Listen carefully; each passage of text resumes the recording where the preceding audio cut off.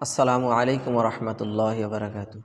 নাহমাদুহু ওয়া নুসাল্লি আলা রাসূলিহিল কারীম, আম্মা বা'দ।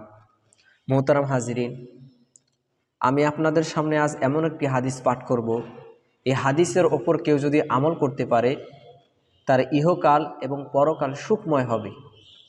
সে হাদিসটা হলো, আল্লাহ রাসূল সাল্লাল্লাহু আলাইহি ওয়াসাল্লাম হাদিসের মধ্যে বলেন, ইগতানিম খামসান ক্বাবলা খামসিন, 5 জিনিস আসার পূর্বে 5 জিনিসকে গনিমত মনে করো।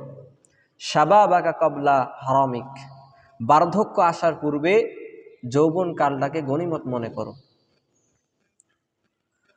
ফারাগাকা ক্বাবলা শুগুলিক, এবং ব্যস্ততার পূর্বে অবসর সময়গুলোকে গনিমত মনে করো। সিহাতাকা ক্বাবলা সাকমিক, এবং অসুস্থতার পূর্বে সুস্থ সময়গুলোকে, এই সুস্থতাকে গনিমত মনে করো।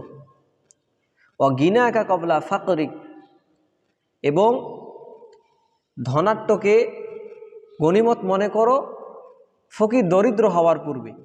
অর্থাৎ দরিদ্র হওয়ার পূর্বে ধনাট্যটাকে গনিমত মনে করো। হায়াতাকা ক্বাবলা মাউতিক, এবং মৃত্যুর পূর্বে এই হায়াতকে, এই জীবনকে গনিমত মনে করো। আল্লাহ রাসূল সাল্লাল্লাহু আলাইহি ওয়াসাল্লামের এই 5 কথার ওপর আমরা যদি আমল করতে পারি, আমাদের ইহকাল এবং পরকাল জীবনটা সুখময় হবে।